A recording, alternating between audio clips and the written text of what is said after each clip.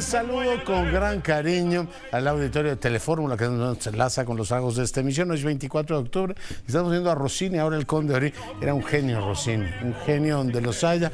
En la primera hora escuchamos el viaje a Reims, también el área del barítono, en lengua italiana. Esta la reconvirtió en lengua francesa para el Conde Ory y es exactamente la misma. Es un área preciosa. Hoy es Día de las Naciones Unidas, conmemora por supuesto el día en que entró en vigor la Carta de Naciones Unidas y funciona el Parlamento de la Humanidad, que por cierto hoy trató el tema de Medio Oriente. Antonio Guterres pidió un alto al fuego inmediato, señaló que los ataques de Hamás no vienen de la nada y que el pueblo palestino lleva 56 años sufriendo una ocupación asfixiante. Israel anuncia bombardeos a gran escala en el norte de la Franja de Gaza. Macron se reunió con Netanyahu, propuso la coalición, una coalición contra el Estado, o sea que la coalición contra el Estado Islámico ahora combata también a Hamás y pidió la liberación de todos los rehenes. El huracán Otis se intensificó a categoría 4, se localizó 135 kilómetros del aeropuerto de Acapulco Guerrero. El servicio meteorológico estima que impactará entre Tecpan de Galeana y Acapulco entre las 4 y 6 horas de mañana como categoría 5, o sea que mucho cuidado. La semana anunció el cierre de los puertos del Pacífico. En otros temas, pues yo no sé si es el fantasma de Josefina Vázquez Mota, pero usted recuerda que ahí empezó su campaña en el 12 en el Estadio Azul y no le fue nada bien, y ahora pues algo similar le está ocurriendo a Claudia Sheinbaum, un evento cancelado aquí en la capital, en donde ella misma gobernó ante la falta de asistentes. Algo está pasando ahí, supongo que al interior de su partido. Mario Delgado inició su discurso sin ella y reconoció que a Morena le faltó organización en la mismísima capital de la República, la que está plagada de publicidad en favor de Clara Brugada, en favor de Omar García Harfuch. Bueno, pues resulta que no le pudo organizar. ¿Cómo se olvidan los amores tan rápido, no? A quien fuera pues la gobernadora, la jefa de gobierno de la capital. Ya le digo que el síndrome de aquel evento de Josefina Vázquez Mota, recuerdo que en aquella época me dijo: voy a hablar seriamente con mi comité de campaña. Y bueno, pues no fue un buen arranque, y fue ahí mismo en el Estadio Azul, a ver si esto no se convierte en un presagio para Claudia Sheinbaum. En un momento más vamos con Raquel Flores. Xóchitl Gálvez anuncia un fichaje importante, Carlos Ursúa, quien fuera el primer secretario de Hacienda de este gobierno, del gobierno de López Obrador, se suma al Frente Amplio. El INE aprueba los criterios de paridad para que los partidos políticos postulen 5 mujeres y 4 varones en las 9 entidades federativas. También estableció las cifras del financiamiento para los partidos en 2024. El Senado discute la abolición de fideicomisos del Poder Judicial. Los empleados de ese poder determinarán hoy qué acciones tomarán. El presidente justificó la negativa de Morena, o sea, el jefe de la bancada del Senado, el presidente de la República, aseguró que no era absolutamente necesario hablar con la ministra. Escuche usted al jefe del Estado. No hace falta, es más espectáculo, ¿no? ¿Para qué van a ir a el dimes y diretes al Senado? No. Que expliquen por qué ganan 700,000 pesos mensuales. No hace falta que vayan al Senado a exponerse a que les falten el respeto. Eso lo pueden hacer en una rueda de prensa, que les inviten a ustedes, que cuestionan, pero son respetuosos. Bueno, pues el que les falta el respeto todos los días ya dispone en el Senado, ¿no? ¿Quién va y quién no va? También platicamos hace un momento de la situación del Congreso de Nuevo León. Dice el presidente del Congreso que discutirán el tema de la licencia de Samuel García. Pausa, volvemos. Miguel Sosa, cuéntanos qué ocurrió. Buenas noches. ¿Qué tal, Leonardo? Muy buenas noches. Pues la Coordinadora Nacional de la Defensa de la Transformación, Claudia Sheinbaum, dejó plantados a cientos de personas que acudieron al estadio de la Ciudad de los Deportes, ubicado en la alcaldía Benito Juárez, pues debido a que este lugar no se llenó como se tenía previsto, toda vez que la cita fue desde las 3 de la tarde, y bueno, fue hasta las 6:40 que salió Mario Delgado a señalar que bueno, no había habido la convocatoria esperada, que tenían que organizarse mejor para tener un evento a la altura de la ex jefa de gobierno Claudia Sheinbaum, por lo que los invitó a que regresaran a este sitio el próximo 12 de noviembre, domingo, para que toda la gente pueda, y les dejó la tarea de que convoquen a todas las personas para que llenen este lugar. Vamos a escuchar cómo lo dijo. Que nos acompañaron el día de hoy aquí, los vamos a invitar otra vez para el 12 de noviembre, ojalá nos puedan acompañar. Es un honor que Morena siga convocando a los mejores liderazgos en todo nuestro país, que siga convocando las mejores causas. Una vez que inició el líder de Morena a hablar frente a todos los invitados, artistas, deportistas, políticos, de todos los sectores de la población que estaban en el templete, bueno, las personas de inmediato empezaron a abandonar este estadio con todo y banderines, y bueno, ya al término pude platicar con algunas de ellas molestas.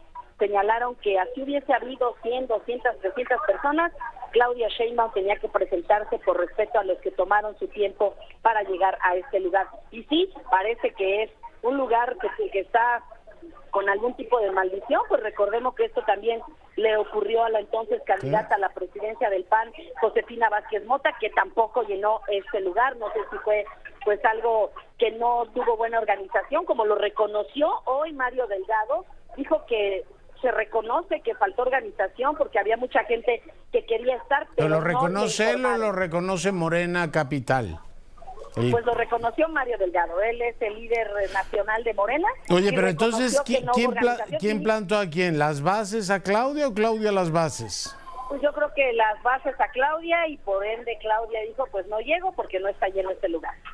¡Qué horror! Sí, recuerda mucho aquel evento en el 12, en la campaña del 12, en donde Josefina Vázquez Mota, era prácticamente el arranque, no midieron bien, fue ahí mismo en el Estadio Azul, tardó en llegar la candidata y la gente se empezó a ir. Supongo que buena parte de los que estaban ahí son como todos los que vimos en los mítines de su gira por el corcholatómetro, toda gente espontánea, ¿no? Pasaban por ahí, entraban, no era gente acarreada, ni nada que se le parezca. Entonces, bueno, se ve que tenían otra cosa que hacer, ciertamente. Hoy es día laboral en la Ciudad de México y tomarte una tarde para ir a oír a la candidata, pues no está fácil, ¿no?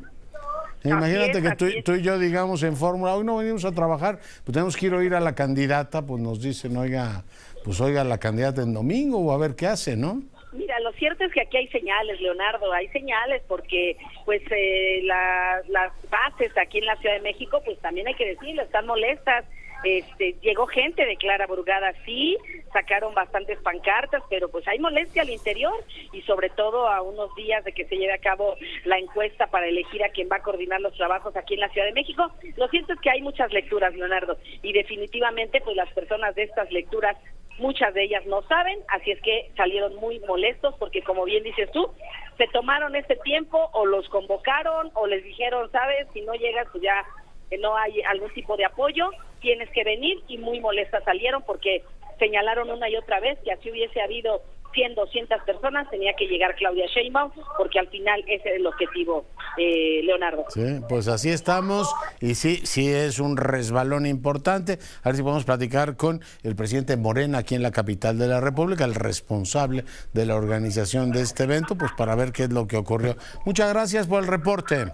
Buenas noches, Leonardo. Oiga, hay dos cositas antes de ir con el tema meteorológico. El Senado ratifica a Eduardo Sosa como embajador de México en Bolivia y Enrique Ochoa como embajador de México en Kenia. Mando, por supuesto, a ambos una felicitación por este nombramiento. Les deseo a ambos también muchísimo éxito. Un gran abrazo a ambos distinguidos diplomáticos de este país. Enrique Ochoa fue el coordinador político en el Consejo de Seguridad de Naciones Unidas y ahora la República le encarga este tema delicadísimo de representarnos en Kenia, donde está, digamos, el centro neurálgico de todo el multilateralismo africano. Bueno, le deseo mucho éxito y le mando un abrazo. La UNAM informa que hasta el momento se ha podido identificar a nueve de los presuntos responsables, quienes atacaron el CCH, denunciados penalmente ante instancias de procuración de justicia. La universidad, a través de sus autoridades competentes, ha procedido a su expulsión provisional de estas personas y remitirá el caso al Tribunal Universitario. Apegada al cumplimiento de la legalidad, continuará la máxima casa de estudio con las investigaciones que permitan la identificación del resto de los agresores para proceder de manera consecuente. Le digo que todo esto ocurre mientras la Junta de Gobierno está entrevistando al potencial rector o rectora de la máxima casa de estudios. Nayeli Loza es meteoróloga del Servicio Meteorológico Nacional y yo le doy la más cordial bienvenida. Nayeli, buenas noches. Hola, muy buenas noches a todos ustedes y a su amable auditorio que nos están escuchando. ¿Cómo tenemos la pantalla? Tenemos a Otis ahí entrando en Guerrero, parece que va a categoría 5, Nayeli, te escuchamos con atención. Bueno, pues miren, les comento, Otis se intensificó rápidamente a huracán de categoría 4 y bueno, pudiendo alcanzar la categoría 5 en las próximas horas. Es importante que estén la población y todas las entidades responsables de Protección Civil atentas a la posible intensificación. Su centro se localiza muy cerca de las costas de Guerrero, a 130 kilómetros al oeste-suroeste de Punta Maldonado Guerrero y a 135 kilómetros al sur-sureste de Acapulco Guerrero.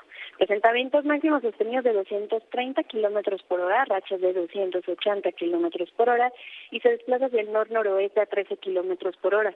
Es importante destacar que su amplia circulación y sus bandas nubosas ocasionan lluvias puntuales y extraordinarias en Guerrero, muy fuertes a intensas en Oaxaca. Además, incrementa la probabilidad de chubascos y lluvias fuertes en Michoacán, Estado de México, Morelos, Puebla y Tlaxcala. Es importante que la población sepa que dichas lluvias podrían originar visibilidad reducida, deslaves, encharcamientos e inundaciones, así como incremento en niveles de ríos y arroyos. También se prevén rachas de viento de 150 a 180 kilómetros por hora y oleajes a 8 metros de altura en costas de Guerrero y el occidente de Oaxaca. También es importante mencionar que se mantiene zona de prevención y vigilancia por efectos de huracán desde Punta Maldonado hasta Ciudad Tanejo Guerrero y por efectos de tormenta tropical desde Lagunas Chacagua, Oaxaca hasta Punta Maldonado Guerrero.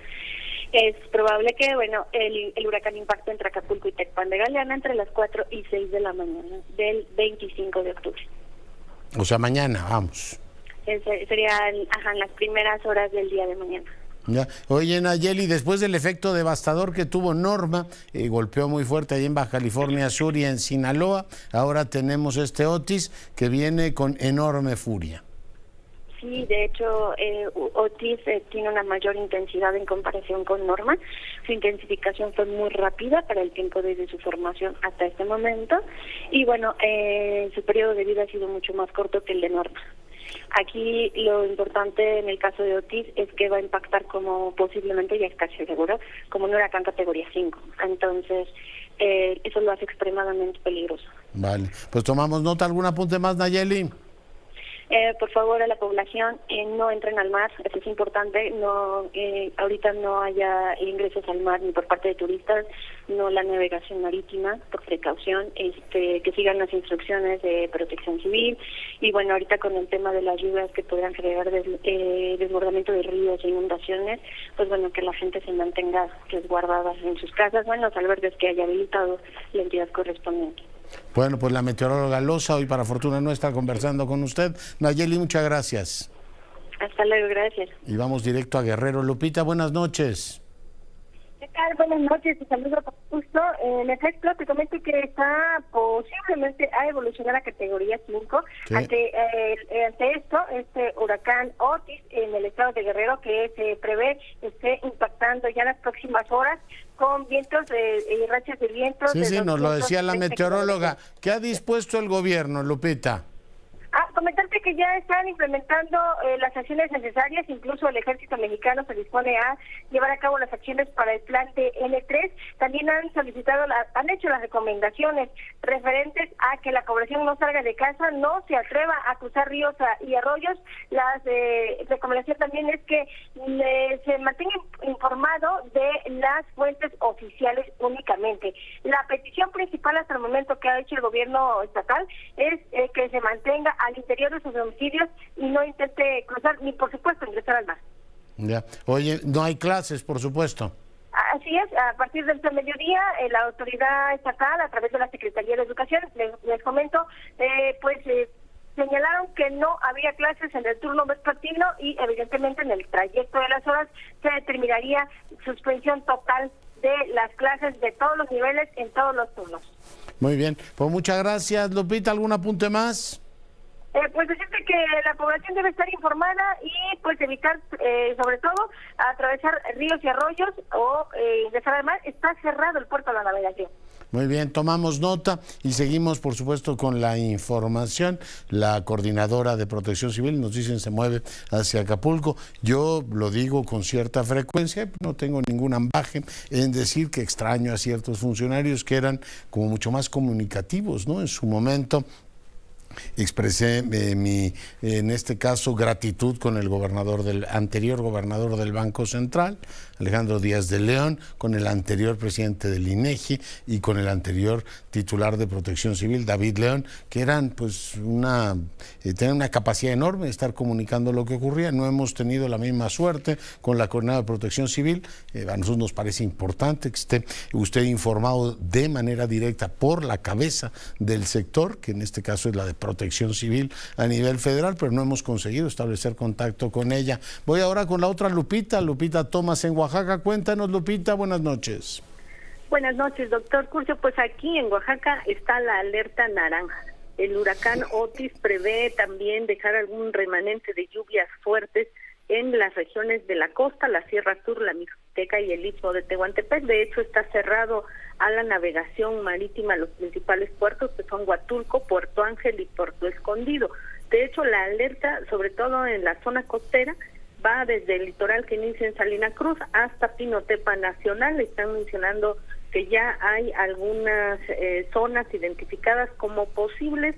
Esto es probable si se ocupan como refugios temporales, por si fuera necesario. Siguen habiendo rachas de 230 a 280 kilómetros por hora. Esto es para que la población lo tome en cuenta, sí, porque este nivel de viento pues sí puede afectar a la población, sobre todo a las viviendas en estas zonas costeras que están pues muy próximas a la lluvia. Además, se le está recomendando a los automovilistas tomar precauciones porque puede haber deslaves, hay alguna alerta de posible caída de granizo y también pues bueno, esta situación ha generado que se estén monitoreando constantemente cuáles son el trayecto de este huracán Otis, que bueno, va hacia Guerrero, pero que también va a afectar a Oaxaca. El grado de peligro es alto y están pidiendo a la población que si en caso se pide abandonar sus viviendas, desalojar y utilizar estos refugios, pues bueno, que hagan caso a las autoridades de Protección Civil, del Ejército y las que intervengan para esto. Este fenómeno, doctor, que se dice es mayor al huracán Paulina que ocurrió en 1997, el 8 de octubre, porque podría alcanzar la categoría 5 de este nivel. No sí, ya nos lo dijo la meteoróloga Lupita. ¿Algún apunte más sobre estos temas de Protección Civil, que es lo nuestro? Sí, solo estar pendientes y el monitoreo para saber cuál es el proceso de este fenómeno, doctor. Gracias, buenas noches. Hasta luego, buenas noches. Bueno, y seguimos con la información. Yo le agradezco mucho a la doctora Marta Tahuila, ella es profesora investigadora del Colegio de México. Una opinión que a mí personalmente me resulta muy importante en estas materias que vamos a tratar. Doctora, ¿cómo estás? Buenas noches. ¿Qué tal, Leonardo? Buenas noches. Un gusto saludarte a ti y a tu auditorio. Pues yo te ruego que comentes con el auditorio que nos escucha y ve en todo el país cómo estás viendo el desarrollo del conflicto entre Israel y Hamás, la situación que hoy tienen efectivamente en la Franja de Gaza y los impactos que puede tener en un plano más amplio en las relaciones entre Israel y el mundo árabe. Marta. Sí, bueno, lo que estamos viendo desde el 7 de octubre es el regreso de este tema, el regreso de la cuestión palestina, después de varios años de haber sido ignorada en la agenda multilateral y regional, Leonardo. O sea, lamentablemente está ocurriendo este regreso en una franja de Gaza, como lo estamos viendo ya, devastada por los bombardeos de Israel, más de 5.000 residentes, habitantes, entre 2.000 niños han muerto en los últimos 18 días bajo los bombardeos. Entonces, bueno, es el regreso, al mismo tiempo es un recordatorio de que este conflicto pues no es ni milenario ni religioso, es territorial, ¿no? Y muy moderno, se gesta desde finales del 19 y estamos viendo las consecuencias de la manera como se proclamó el Estado de Israel en 1948 y el hecho, por ejemplo, de que Gaza, el 85% de la población palestina en Gaza son refugiados, ¿no? Las personas que fueron expulsadas o tuvieron que abandonar sus hogares en 48. Y así ha sido la historia de Gaza y bueno, ha habido, digamos, podríamos hacer un repaso muy sintético y con todo actualmente, digamos, lo que estamos viendo es que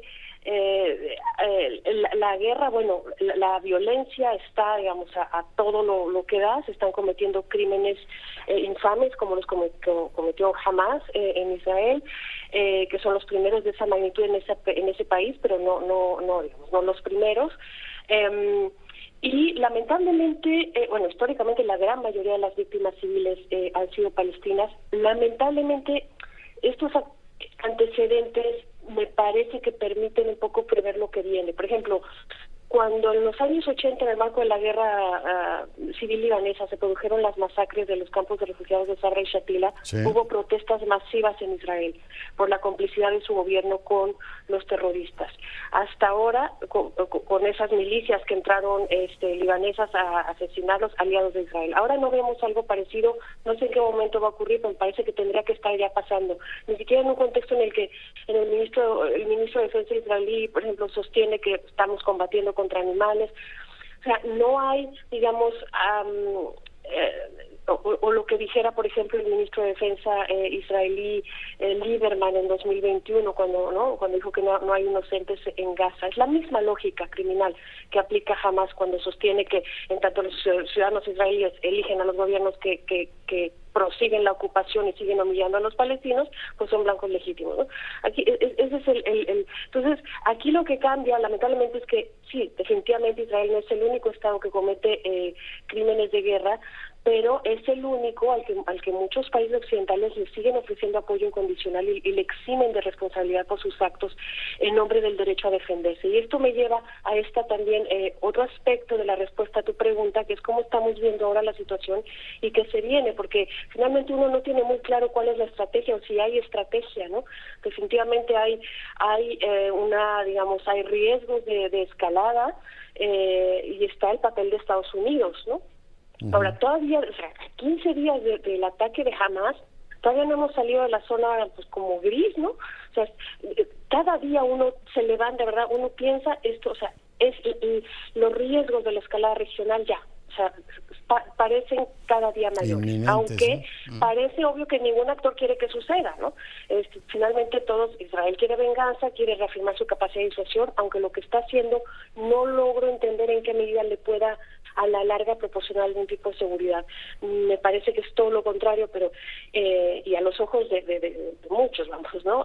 Pero bueno, y Estados Unidos, que pues ha tratado de retirarse del Medio Oriente desde el primer mandato de Barack Obama, pero que quiere apoyar a su aliado israelí en esta fase crítica, de disuadir a Irán, de entrarle al juego. Entonces, bueno, Washington, sabemos ahora que fue Biden, le dijo a los periodistas en el avión de regreso que estaba discutiendo una alternativa con Israel, una alternativa a la ofensiva terrestre para que no entraran con tropas, ¿no? Pero pues no está muy claro porque no parece, no tenemos la confirmación de que Israel haya desistido de una incursión terrestre, ¿no? A lo mejor no para tomar todo el enclave otra vez, de hecho ya hasta ahora ellos han dicho, lo poco que se ha filtrado es que de los funcionarios israelíes es que no van a regresar a una ocupación prolongada como ocurrió de Gaza, como ocurrió entre 1967 y 2005, pero tampoco quieren el statu quo. El problema es que entonces ¿qué va a pasar? ¿Se va a destruir Gaza? Eliminar Hoy mataron a 750 personas, Marta. ¿Cómo? Hoy mataron a 750 personas en Gaza. Así es. Y sin embargo, eso lo único que va a fomentar es aún más violencia, nuevos ciclos de violencia. Desde luego la población va a estar totalmente, ya no tiene nada que perder. Oye, la esfinge rusa dijo, o por convicción o por interés, nadie quiere que escale el conflicto, y veo que Estados Unidos dice, a ver, Irán, no te metas con los ciudadanos norteamericanos para que no escale el conflicto. Pero ¿cuál es el papel que estarían jugando ahora y cuál es el papel que estaría jugando Qatar como facilitador? Entiendo que ha sido el que ha permitido la liberación de los rehenes, Marta. Sí, Qatar siempre ha tenido esta función, siempre, tradicionalmente en los últimos años esta función de mediación frente a un Egipto un poco de pronto desdibujado. cuando históricamente es Egipto el que ha mediado, sobre todo en la política intrapalestina, pero también entre palestinos e israelíes. Entonces, sí, Qatar es un actor que hay que estar mirando, lo mismo que Turquía como actor no árabe, ¿no? Que en su momento también lo hizo. Ahora, aquí lo interesante, lo peligroso también, ¿no? Es que lo que ocurre en Gaza, o sea, finalmente, desde el punto de vista de los regímenes árabes, y desde luego para los palestinos es una ruptura, ¿no? Porque el escenario plantea muchos interrogantes sobre estos países regionales, principalmente los que están por historia y geografía estrechamente vinculados con el tema palestino, que son Líbano, Siria, Jordania, Egipto, ¿no? Y además, al mismo tiempo, esta guerra está ampliando de manera vertiginosa la brecha que separa a estos regímenes árabes en el poder de su opinión pública, ¿no? Entonces, sí, vemos a Qatar por un lado, sobre todo el Golfo, pero al final lo que seguimos viendo es una muy mala coordinación, digamos, si no mala, muy poca coordinación en el tema palestino por parte de los gobiernos árabes. O en todo caso, presenta claroscuros, veremos si cómo sigue avanzando. Los claroscuros los hemos visto desde siempre, ¿no? En el tratamiento que conjuntamente los países árabes llevan a cabo por sus divisiones, por el carácter, por la naturaleza de sus propios regímenes, por las presiones del sistema internacional que no permiten a ciertos organismos regionales funcionar como deberían funcionar para lidiar con este tipo de crisis regionales.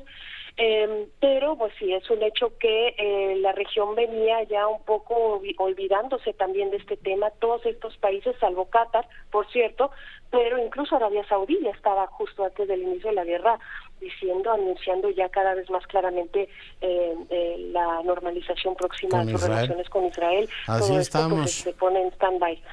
Pues porque hay opiniones que cuentan. Quería que escuchara usted a la doctora Tawil, que vale mucho la pena seguir puntualmente. Doctora, te mando un gran abrazo y te agradezco el tiempo. Igualmente, un abrazo. Buenas noches. Pendientes estamos. Y vamos ahora con el director editorial del Economista, Luis Miguel González. Director, qué gusto verte.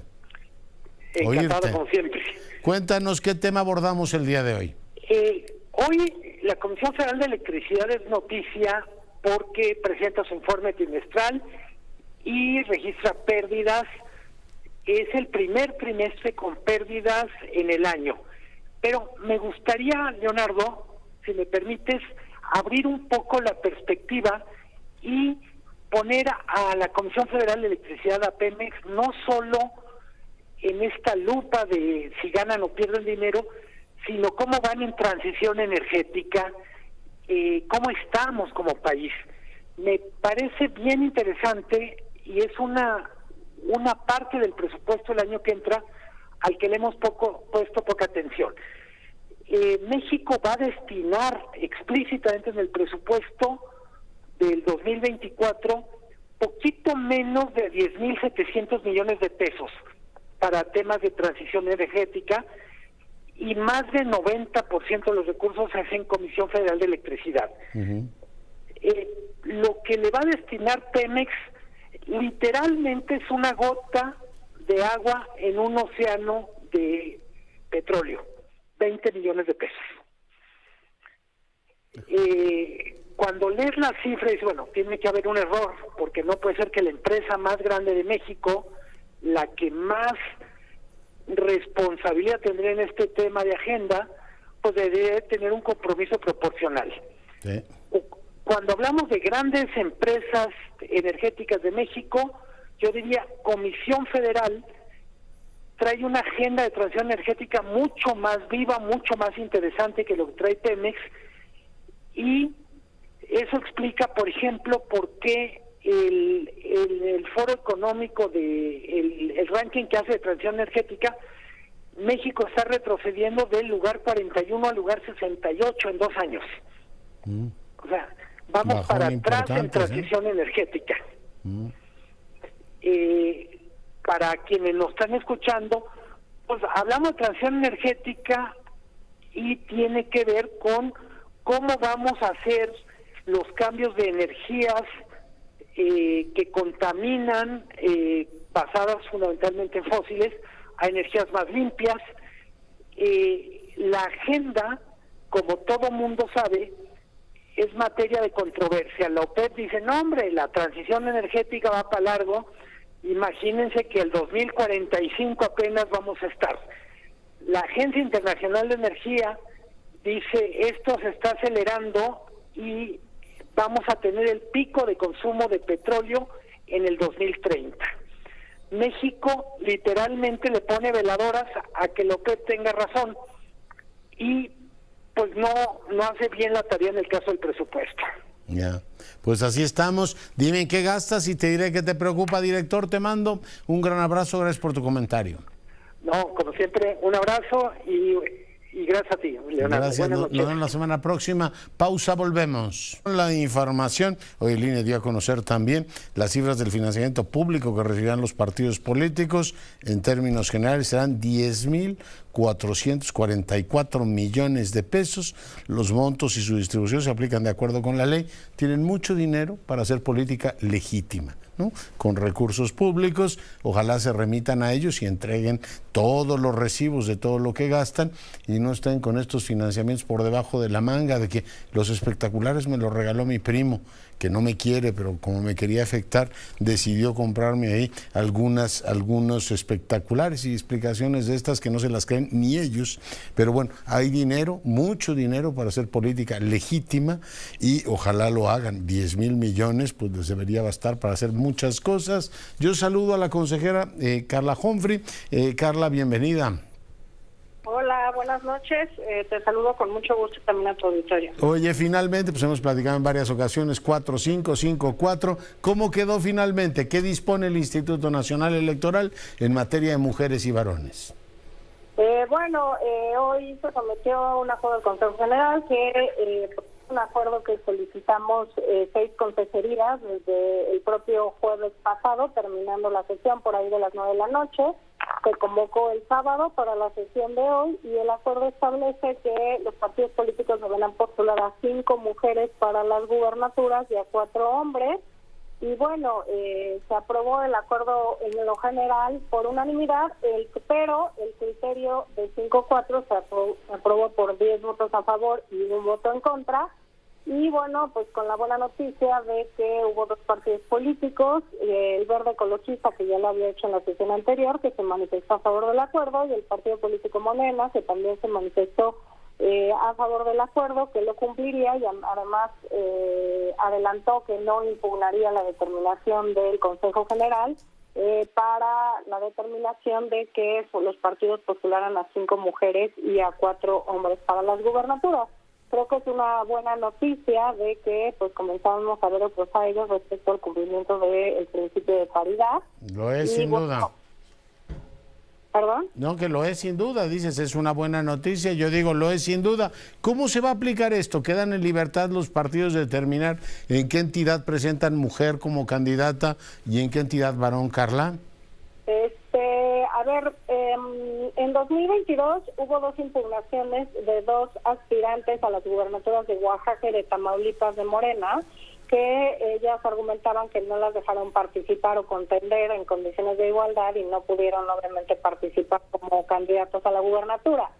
La Sala Superior ordenó ahí 2 cuestiones, que los partidos políticos tendrían que establecer en sus documentos internos reglas de competitividad y también garantizar la paridad sustantiva, y que el Instituto Nacional Electoral debía supervisar, vigilar, primero que estas normas de verdad cumplieran con garantizar espacios competitivos para mujeres y también garantizaran paridad sustantiva, por lo cual en este acuerdo se solicita a los partidos políticos que un día antes del inicio de las precampañas nos den a conocer estas reglas para cumplir estas 2 cuestiones, para que como instituto podamos primero revisar estas reglas y después verificar que cumplan con estas reglas, y también porque es importante para las mujeres que quieran o aspiren a contender a una de las gubernaturas en las que los partidos políticos postularán mujeres, sepan cuáles son y desde las precampañas pues puedan también ir perfilando dónde pues se inscribirán y se registrarán para participar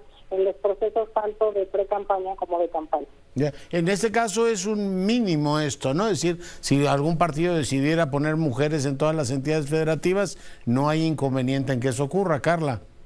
Claro, el tema de la paridad y el principio de paridad constitucional siempre es un techo, más bien un piso, no un techo. Siempre pueden postularse más. En el proceso electoral, por ejemplo, 2022, hubo un partido político, el PAN, que postuló a 4 mujeres de las 6 gubernaturas en juego, así que eso solamente es el piso mínimo al que, bueno, estamos exhortando y ahora por Consejo General obligando a los partidos políticos para postular a 5 mujeres, a 5 de las 9 titularidades de poderes ejecutivos que están en juego el año que viene. Pues interesante que haya avanzado esto. 10 votos a favor, en contra votó Uki Vespadas. También dieron a conocer el financiamiento público. Yo sé que esto está así desde el siglo pasado, pero me sigo preguntando, Carla, a ver si tú me ayudas a entender por qué autorizan una franquicia postal. Yo creo que ahora ni tarjetas de Navidad mandamos, y hay también una franquicia telegráfica, ¿no?, en los presupuestos que tienen los partidos. ¿Son inercias difíciles de quitar? Sí, están establecidas en la ley, pues estos dos financiamientos para los partidos políticos en calidad de prerrogativa, y la verdad es que usualmente pues los partidos políticos ya no hacen uso de este financiamiento. Es común que lo reintegremos a la federación, pero pues como instituto tenemos que cumplir lo que dice la ley y por tanto presupuestar este monto y además otorgarlo en calidad de prerrogativa a los partidos políticos. Esto irá a Consejo General en la próxima sesión que celebremos, que será este próximo jueves, donde conoceremos precisamente ya de manera formal estos montos en Consejo General. 6.600 millones serían para sostenimiento de actividades ordinarias permanentes y 3.300 para campaña, ¿no? Eso dice la ley, que es el 50% del financiamiento ordinario el que pueden recibir los partidos para sus campañas electorales. Antes había unas fórmulas algo complejas para determinar los gastos de campaña, el financiamiento por gasto de campaña, y ahora es el 50% del financiamiento ordinario. Muy bien. ¿Algún apunte más, Carla? Pues solamente decir que, bueno, me parece importante que los partidos políticos, ayer lo decía también en un foro, pues se comprometan a cumplir con la paridad y no estén buscando cómo impugnar y cómo llevar eso a otras instancias. Me parece que es algo que los propios partidos políticos establecieron en la Constitución, y me parece un mal mensaje con sus propios militantes decirles que no las quieren como candidatas cuando eso está establecido a nivel constitucional. Así que yo valoro mucho que 2 partidos políticos abierta y públicamente se hayan comprometido a no impugnar este acuerdo del Consejo General. Sí, Morena lo dijo, acompañaremos, por supuesto, esta decisión. Consejera Humphrey, muchas gracias, muy buenas noches. Al contrario, gracias como siempre por este espacio. Buenas noches. Gracias. Y bueno, pues quiero decirle que la Comisión Nacional de Derechos Humanos, ayer le platicaba, de hecho hablamos con Ángel Trinidad, nos explicó las razones por las cuales abandonaron el Consejo, y dice la Comisión de Derechos Humanos que ante esta decisión de 6 exintegrantes del Consejo Consultivo de renunciar a los cargos honoríficos que les fueron conferidos por el Senado de la República, y la emisión de una carta en la que desinforman y mienten respecto a las razones que supuestamente motivaron su decisión, es preciso para la comisión responder a cada uno de los infundios y mostrar al pueblo de México la realidad de quienes, incumpliendo sus responsabilidades, solo han hecho una labor obstruccionista al trabajo que venimos desempeñando, menos mal que era honorífico el asunto, ¿no?, en defensa de los derechos del pueblo. De la pasada sesión del Consejo Consultivo realizada en septiembre, estos 6 integrantes se habían puesto al margen de la ley, toda vez que, a pesar de estar obligados por mandato constitucional a nombrar a 2 personas que dejarían sus funciones como consejeros para renovarse con la designación de otras personas elegidas por el Senado, se negaron a hacerlo. Justo se estaba en espera de la resolución, puesto que en estas condiciones era imposible convocar las sesiones del Consejo, cuando se da a conocer a través de los medios esta renuncia. Y bueno, pues aquí tengo la carta, mencionaron las diferencias de opinión que existían entre ellos, quienes integramos la CNDH, como si fuera un problema. Diferencias, según ellos, reducidas a interpretaciones hasta el significado del quórum. Y bueno, pues es lo que dice la Comisión Nacional de Derechos Humanos. Les recuerdo que era un nombramiento honorífico, no ganaban absolutamente nada, ni un solo peso, y por tanto, pues en un gesto de coherencia dijeron: nosotros nos vamos. Es la carta, sin embargo, que tengo aquí de la Comisión Nacional de Derechos Humanos. Óscar Zúñiga, te saludo. Al señalar que la ciberdelincuencia ocupa el 8º lugar de riesgos a nivel mundial, el comisionado presidente del Instituto Federal de Telecomunicaciones, Javier Juárez Mojica, resaltó que la próxima pandemia podría darse a través de la tecnología digital, pues el 50% de los niños y jóvenes entre 6 a 17 años son usuarios de una computadora o teléfono celular. Se coloca el tema de la ciberdelincuencia e inseguridad cibernética generalizadas como el 8º lugar en el ranking global de riesgos, que la próxima pandemia podría ser una ciberpandemia, así lo llaman, una ciberpandemia que sería agravada por la falta de expertos en la materia, por expertos en ciberseguridad. Tan solo en México, el 50% de las niñas y niños entre 6 y 11 años son usuarios de Internet o de una computadora. Y en el caso de los adolescentes de 12 a 17 años,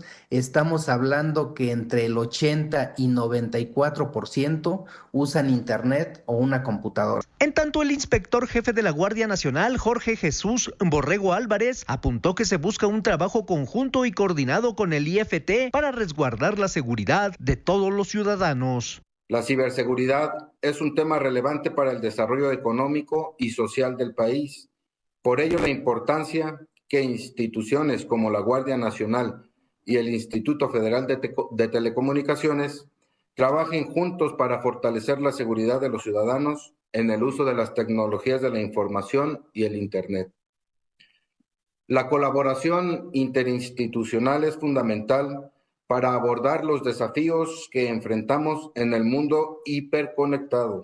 Lo anterior al poner en marcha el ciclo de conferencias de ciberseguridad 2023 con el objetivo de estar preparados ante posibles ataques en redes sociales, tanto para el público en general como para las empresas. Para Grupo Fórmula, Óscar Zúñiga.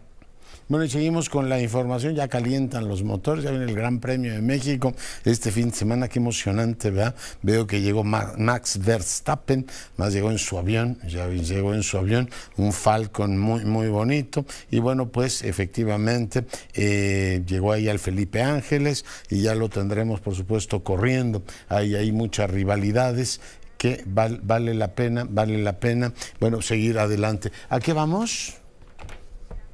Vamos con Iram Espinosa. Iram, adelante. ¿Cómo está, doctor? Muy buenas noches. Decirle que los restos encontrados en esta zona de las Rilleras de Lagos de Moreno, Jalisco, recordar el caso se dio hace unas semanas, que esos ya calcinados, que en su momento el gobernador de Jalisco, Enrique Alfaro, decía no pertenecen a ninguno de los 5 jóvenes desaparecidos el 11 de agosto pasado, pues ahora en la declaración que dan el coordinador del Gabinete de Seguridad, también el gobierno del estado, es que pues podría ser que sí, pero la declaración se da sin ninguna prueba detrás, me refiero sin peritaje, sin ciencia detrás. Esto a partir de la detención de 5 personas, de las cuales también hemos venido dando cuenta, y al parecer han relatado algunas cuestiones que tienen que ver precisamente con el cómo y el dónde habrían sido ultimados estos 5 jóvenes de Lagos de Moreno. Entre los detenidos destaca Rogelio N., quien dicen es líder regional de una organización criminal ahí en la zona del norte de Jalisco, y también Celestino N., quien habría participado de forma intelectual y también de forma activa, pues habría perpetrado los hechos, pero reitero, todo esto a partir de declaraciones hechas por el coordinador del Gabinete de Seguridad, Ricardo Sánchez Berúben, sin pruebas detrás, doctor. Muy bien, pues algún apunte más, Iram. Sería de momento eso, a la espera de los peritajes, que por cierto dicen son complicados porque los materiales están calcinados con muy poco, digamos, contenido orgánico que pueda tener ADN, ¿no? Muy bien, pues pendientes estamos, por supuesto, de la información. Cuídate. Igualmente, doctor, buenas noches. Y veo una amplia conversación en Twitter sobre lo que le ocurrió hoy a Claudia Sheinbaum en el Estadio Azul. Ahí hay un problema de coordinación de sus equipos, que como digo, recuerda lo que le ocurrió a Vázquez Mota hace muchos años, ahí mismo en el Estadio Azul. La necesidad de revisar ahí los equipos de campaña. Ya no se sabe bien, andaba en California, pero no se sabe bien si quien coordina eso es Adán Augusto o esto depende de el Moreno Morena local, que más bien parece que va por ahí el asunto. El responsable de Morena local andaba pues preocupado por otros temas. Más tarde es una Morena local muy fragmentada en este caso por la situación de Clara Brugada y Omar García Harfuch. O sea, aún desde el oficialismo veo una actitud muy agresiva contra el exsecretario de Seguridad. Leo a Pascal Beltrán del Río, a quien le mando un gran abrazo, diciendo, oiga, ni a Marcelo lo trataron así, ¿no? Sí, es verdad que están sumamente agresivos con la forma en que enfrentan, en este caso, Omar García Harfuch, y todo el aparato parece moverse en favor de Clara Brugada. Claro, la señora que tiene el bastón del mando, a la que dejaron plantada hoy, que yo supongo que también lo están haciendo ahí como para medir y como para decir, oiga, el que tenga usted el bastón de mando no quiere decir que le tengamos todas las complacencias o las mismas que le estuvieron al anterior poseedor del bastón de mando. Supongo que están midiendo ahí las cosas, ¿no? Y bueno, pues esto de estar movilizando también clientelas, porque claramente es una movilización de clientelas en un martes, pues sí, también tiene sus complicaciones, llevar y llenar ni más ni menos que el estadio. En fin, el asunto tiene varias lecturas, pero lo de hoy es un tropezón importante. Maru, adelante. Me complace en anunciar la nueva incorporación al Frente Amplio por México. Bienvenido a este equipo, le escribe textual Xóchitl Gálvez en sus redes sociales a Carlos Ursúa. Y le escribo un párrafo más, doctor, tu trayectoria y experiencia son fundamentales en esta época de definiciones por México. Ya en la entrevista en el Senado de la República, Xóchitl Gálvez dijo que gracias a él se animó a ser candidata, porque cuando ella fue a tocar a Palacio Nacional recibió una llamada de Ursúa, quien fuera el director de finanzas cuando Andrés Manuel fue jefe de gobierno en la Ciudad de México y ex secretario de Hacienda, el primer secretario de Hacienda de esta administración federal, y le dijo, anímate, tienes todo para hacerlo, yo estoy desilusionado y puedo ayudarte. Hoy le toma la palabra, no sabe todavía si ella llegara a ser presidenta, qué cargo ocuparía, pero de que estaría en el equipo presidencial lo haría, dijo Xóchitl Gálvez, doctor. Pues es un fichaje muy importante, ¿no? Porque además es un hombre que pesa mucho, los lunes lo leemos en el Universal y su artículo es sumamente comentado, pero no es un hombre que critique a la ligera, es un hombre que critica con argumentos y pesa mucho como académico y pesa mucho, ya le decías tú, como el primer secretario de Hacienda de la Cuarta Transformación. Maru. Efectivamente, y además una persona que fue reconocida cuando se retiró, decían todos que a lo mejor podrían estar tambaleando las finanzas de este país porque verdaderamente el primer año fue el mejor de esta administración y después hemos visto cómo tanto la inflación y los números y el endeudamiento pues no han podido superarlos, doctor.